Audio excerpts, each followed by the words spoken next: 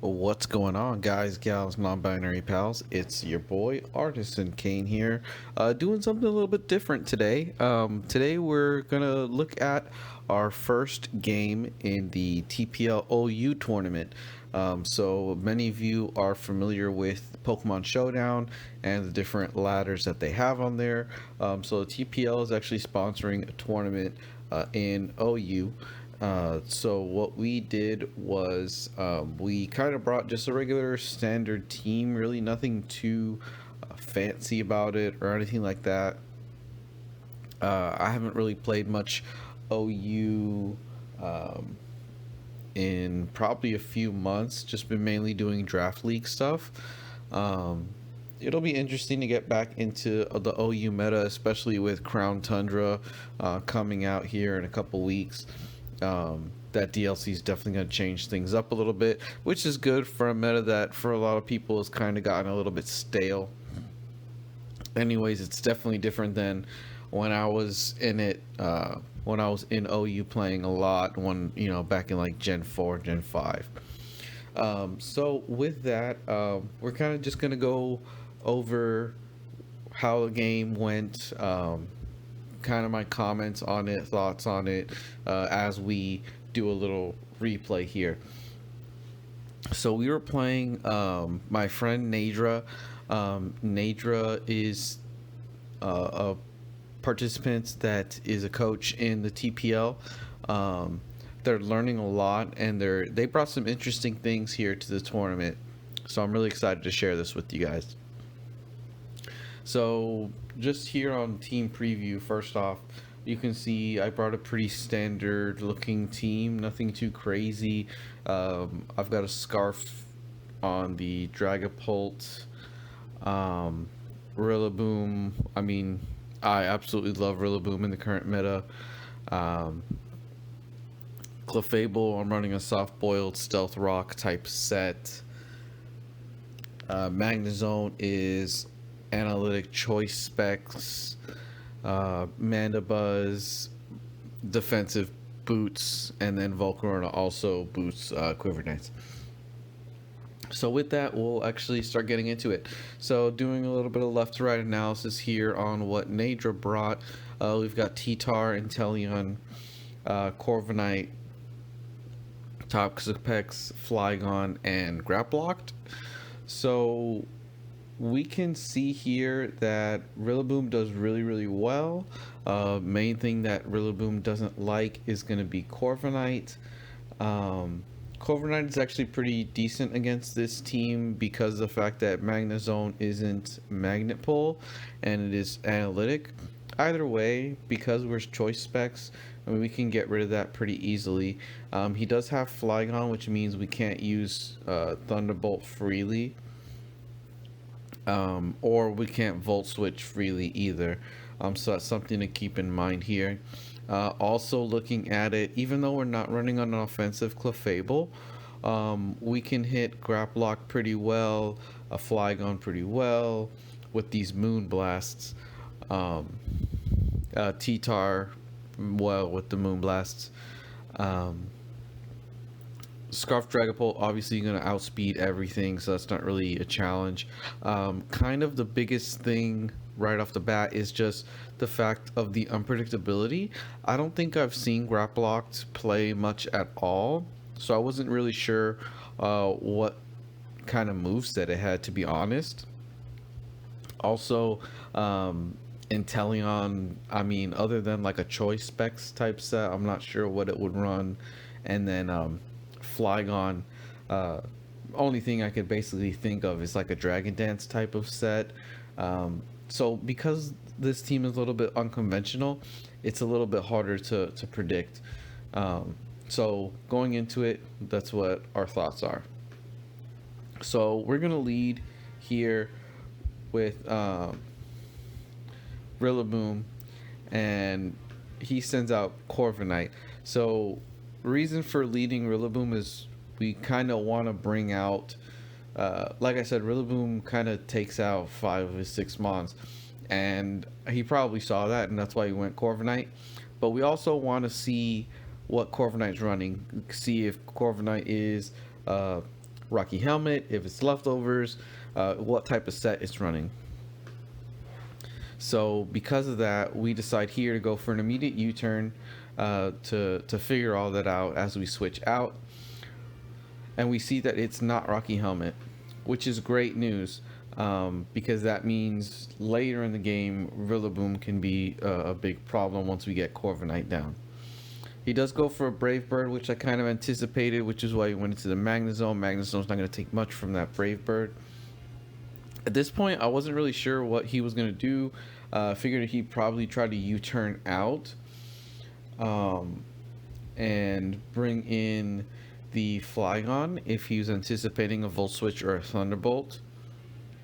He actually decides to stay in on the Flash Cannon, so the Flash Cannon doesn't do much. I'm not sure if he was kind of just calling my bluff there or what. So because of that, we really just don't want to stay in on the Corviknight, and the pressure can be really annoying, especially if it just starts roosting in our face, that kind of deal. So we decided to go into Clefable because Clefable has Thunder Wave, so we can at least Thunder Wave the Corviknight, try to get rid of it that way.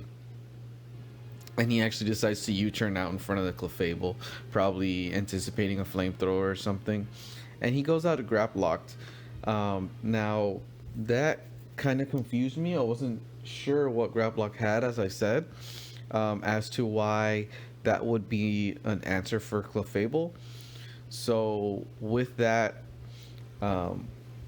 we still just went for a Thunder Wave to make sure it couldn't do anything else, and then got off a Stealth Rock.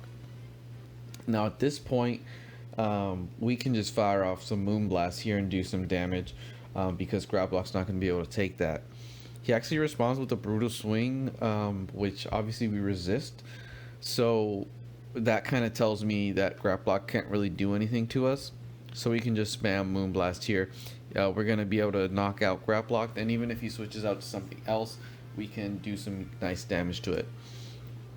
So he goes out to Corviknight, which is fine. We want to get off a T-Wave on that Corviknight. Like I said, make it less of a threat, less of a pain to deal with. And he actually switches out into Flygon, probably anticipating the Thunder Wave he saw before, so that's a good move on his part. But he decides to stay in after that. So after eating that first Earthquake, and even though we aren't physically defensive on this Clefable set, we still eat that pretty well. We take less than half. So I can just fire off some Moonblast again, and I will 100% take the trade on Clefable for Flygon. And as you see there, we're able to get rid of Flygon, get a little bit of the recovery off. Inteleon, I'm gonna click Moonblast here, trying to see what Inteleon was gonna try to do, but you know, it probably is specs at this point if he's clicking Hydro Pump. But we have him in a good position. We have a lot of momentum on our side right now. That Hydro Pump wouldn't have really hurt too much even if it hit us, but we can get that free Thunderbolt off and OHKO the Inteleon. He brings out Tyranitar here, and we decide to go for Thunderbolt to see what kind of set the Tyranitar is. If its max special defense is going to do about the 30% range, so it is specially defensive, so we don't want to stay in on it. And because we are choice locked, we are going to click that Thunderbolt. Obviously, we threaten with the Flash Cannon that we have from before, so I'm not sure why he decided to stay in on it either, unless he kind of figured that we were choice locked. And I'm guessing he also clicked Toxic because he was anticipating a switch. Obviously, the Toxic doesn't work on Steel Mons, so it wasn't going to really do much either way. We go into Mandibuzz here to again use a foul play and kind of gauge how much attack this Tyranitar has, so we can figure out how offensive it is. We confirmed that it is very specially defensive, so we wanted to see how offensive it was. Since we had a 5-3 lead at this point with T-Tar being his main offensive threat. I figured this was kind of a safer thing to do. It was really not too much risk if we end up losing Mandibuzz. And he actually goes for Rock Blast. So if we weren't physically defensive, we wouldn't have been able to take that well. But he only gets 2 hits, which is great. We U-turn out, we can go back into Rillaboom pretty freely at this point. Again, Corviknight can be a bit of an issue, but we can Swords Dance up and try to get rid of it. It's still above half, so we want to see what we can do to it. So at this point, we actually take a Toxic, which is not great. Definitely going to cut into Rillaboom's longevity. Here, I kind of anticipate that he's going to switch out of Tyranitar, and he actually stays in, which is definitely not great. I expected the switch into the Corviknight. He decides to stay in, and he fires off a Rock Blast, which is less than ideal. Even though it's doing neutral damage, he does get all 5 to connect. So that means that with the Toxic and the Life Orb chip, I'm only going to be able to do 1 more hit. And we're able to get the Grassy Glide off and knock out the Tyranitar with that hit, and losing our Rillaboom in the process. At this point, we kind of have the game under wraps. We have only Toxapex and Corviknight left, with a Magnezone at nearly full, a Choice Specs Magnezone. So we have a pretty decent position here. I wasn't sure what he was going to switch into, so we decided to go to Mandy. So he actually goes for Knockoff, which is probably his best move at this point in the game, because of the fact that it gets rid of my Choice Specs. Even so, there's really not too much Toxapex and Corviknight can do besides trying to recover and roost infinitely. The Thunderbolt does connect, and we actually get a crit. That probably mattered if he ended up trying to, like I said, recover in our face or something like that. So this kind of just shortened up the game. And then he goes to his last mon, which is the Corviknight. Corviknight, not being boots, is going to take that damage, and it's not going to be able to take this Thunderbolt. And we take our first game. So we win the game here against Naydra. That was a 4-0. Pretty fun game. Like I said, Naydra brought some unconventional stuff, so I wasn't too sure what to expect. I'm going to be bringing a different team to each round, hopefully. Switch it up a little bit, see what we end up liking. This is a pretty cool idea that Baker had to put a tournament together, kind of get some more exposure for the league, bring some people in that aren't necessarily part of the league. So I'm having a lot of fun, and I play my next game here tomorrow.